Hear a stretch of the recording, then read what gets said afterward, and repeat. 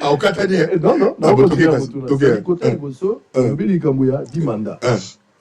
On a débat actuellement, na mboka ekolela bato mosusu balobi ke Fachi aza na mandat te. Zela na yebi makambo yebaki na kati. Bato ebele bakomona balobi ke pona bango Fachi aza na mandat te, maza na mission. Oza mutu ya mayele, oza pe électeur. Élection faut ça en 2028. Ndenge constitution et lobby. Au lobby likambo mandat, c'est que yebi likambo etali mandat bien que contexte oyemba geza yango te. Mais la fongoli parenthèse. Mboka la biso za na sécurité makasi. Débat public et bandit. Soit il faut faire le dialogue, soit il faut réviser la constitution, soit il faut organiser les élections en 2028. Kofi Olomide, grand leader d'opinion, mais aussi électeur. Priorité à Mboka faut za nini na moment où tous en amolelo. Priorité, il y a Congo Lelo besoin d'intelligence. Moi, je trouve qu'on a une crise grave d'intelligence. Koloba Loba est l'équipe dans tous les sens. Voilà, ça c'est mon opinion. C'est-à-dire, on a laissé de côté l'intelligence et le bon sens. Imaginons Lelo, dans une crise politique, Fachi Azate. Dès qu'on a président rwandais. Dès qu'on a président à Rwanda. Peut-être que police, moi comme chef na rwandais, boy. Neto comme bongo. Les mots photo kanisa comme moi mingi. Fachi béton, à moi là Etienne Tshisekedi. Nanya komisa Etienne Tshisekedi. Non. Tous à la peine à patience, tous à peine à reconnaissance. Fachi pas à zoba kolega bisuka ate. Non. Dans le bible parce que moi au-delà. Moi, on a le droit de se donner une moto et tout. Pour la président, il y a un convoquant, il y a le Christian Bossembe, qui m'explique. Après, ça a raison. Tout à la makambo pe bote. Na yebi ki na constitution ba tuto ba olobi a kofi ko makambo na te ba nazuba vraiment avec votre respect na expliquer-moi le oui la constitution. Problème il y a avant ça, la question de la Constitution, il faut se référer à l'article, je crois, 219, il y a un pays, un truc comme ça. Non, il y a une Constitution. Article, c'est comme le barita, ce qui est la guerre, beaucoup salariés. Mais il ne va quitter, sauf, et là, on est dans le contraire aussi, sauf cas de catastrophe, cas grave, etc. Pour ça, c'est justement, l'idée, c'est que l'article, on va changer, on va souple, car justement, l'article, on s'en est. On va modifier. Pas modifier sur l'article. Il dit justement modifier l'article. Il a dit 219 ou 214. L'article les a ébélés.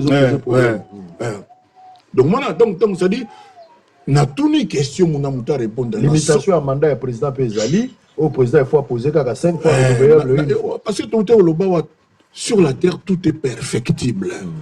Et le tout, bakoye ça la moi, né na yemba na nzemo bona loba, mayele et bakisamaka. Mayele et bakisamaka. Tout qui n'a pas de fatigue na kondimati kaza contre les Congolais, contre le Congo. Mais nous comprenons qu'il y a ça tout Nicolas Mogote. Je ne peux pas penser que Azaka a une idée à détruire les Congolais. Non. Tous en a moins patience. Tous en a moins patience. Et puis toi aider, il y a monté au sala tout. Dans le comportement net de bande on a besoin de moto. Dans le comportement net de bande on a besoin de moto. Ça c'est des trop. On a tout cas fatigue. On a bien mauvais civisme. Voilà. Mais ce moment-là, nous se prendre en charge. Nous avons une question pour la troisième fois. Il est là. Fatia Salagité. Nous avons une question avant dans la Gombe. Oui. Oui. Ou déjà, Goma, et c'est le cas là. Ou Vira, et c'est le cas là. Par bâtiment interposé. Au moins, je serai debout pour le Congo. Mais maintenant, ma constitution, nos experts, limitation à mandat. Fatia za voleur te. Na la loi pe likamo na mboka nini na lobaki yango. Je crois na Côte d'Ivoire. Na lobaki. Biso to wela kaka o démocratie ba makamu to mindele ka photo zwa. Ba vare o ba nini wana ya biso comme ce que bimi le lobi photo ni ngaka to koma lokwa bango.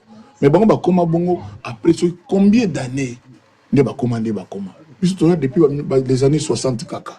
Tous en temps. Mais tous en pressé, monter ma moto, bah suiviste, tous en cas le quoi bon. Maman comme on était pas démocratie. Nous t'avons pas démocratie, mais est-ce que nous avons tous les outils pour tous dans la démocratie n'était à la Ganaba.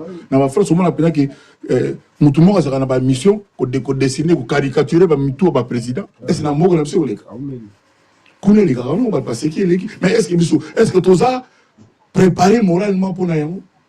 Il faut tout y baka. Yango na lobaka. Voilà. Yango na lobaka iloko moko. Évidemment, même les loba mon nga sondini. Il faut peut-être tous à la disposition chez nous. Il y a compétence. C'est-à-dire ceux qui nous au ça ça n'est bien. Na biso africain, na biso ba congolais. Tout l'ongolais kaka. Pourquoi la constitution le que tout ça mandat tout ça tout l'ongolais kaka.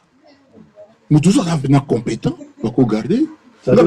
Pardon, na kena ba mboka mo ebele na mwana ba mboka msuna kenda ya 5 ans évoluer ebele mais na biso ba africain awa parce que ba to ebele bazana kaka bazo kaka comme na mbongo ndenge ba président kala ba koma na ngwana bino na to yebi na tanga na ba kombote inutilement so bazaka ba poser ba gentil bazaka douiller mais tango ba koma ana ba deuxième bureau na bango bazalaka ko zo ba moto to ba changer mbala mo ba sous maman de ngoluba banini ba sous maman nini de ba deuxième bureau ah on a eu tout bien nga ba biloko boye na bité biloko bofuza na sultan po ba sous maman ba sous maman na yebi ba betel bonate nga za na mwasi moko na muru moko oui na lo ba na TV za radio te bo ba nini TV za radio te tala bilingi obima confie l'obidé il y a soit constitution comme ça la mise probable sur les articles les autres dérangés ça congolais faut réfléchir bien et là comment on a lobby mayele et baké samaka. Et tout est perfectible.